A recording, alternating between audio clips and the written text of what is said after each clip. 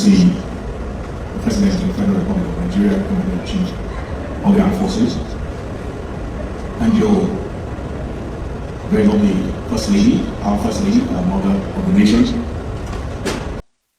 Your Excellency, the President of the Federal Republic of Nigeria, Commander-in-Chief of the Armed Forces, and your very lovely First Lady, our Mother of the Nation. Permit me to stand on protocol as already established. Let me confess that I was not expected to speak here today, as my work, the very nature of my job, most of my work is done behind closed doors. But I must say, I am delighted, nonetheless, that I've been given an opportunity to celebrate with the press corps and to celebrate with Mr. President.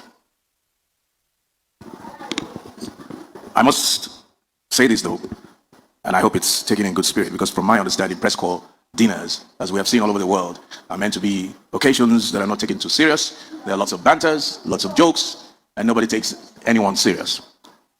And it is in that regard that I must confess, Mr. President, I apply the corridors of the villa, perhaps 3-4 times every day. And I've done this for the past 3 years.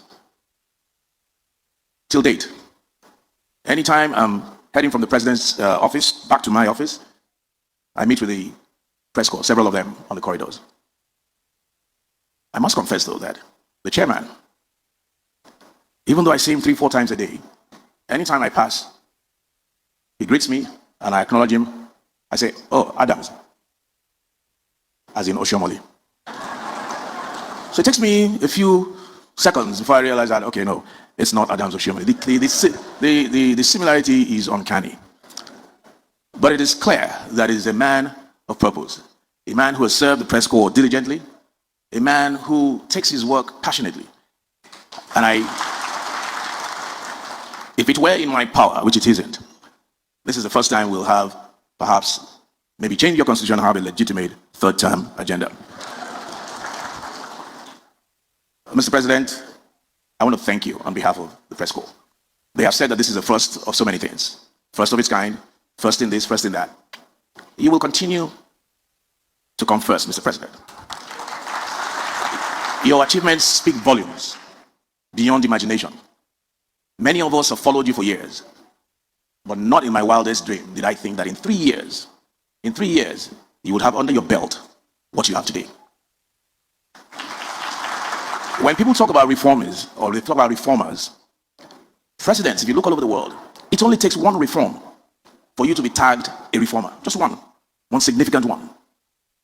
But when you're reforming, perhaps almost every quarter, when in 3 years, you have about 10 reforms under your belt, the SGF has reeled out a couple of them. And personally, I believe that there's a lot more to come. We still talked about some in your office yesterday. Every day, it's one reform after the other. Your capacity for work is something that encourages, and many of us don't even understand how you do it. But we'll continue to follow you. In your second term, I believe that Nigerians will begin to understand. During campaigns 3-4 years ago, we said there was a president for every time, or for a particular nation. We talked about Charles de Gaulle, we talked about this person, we talked about that person. There's no doubt that you are the president for Nigeria for this time. Well, thank you, Mr. President.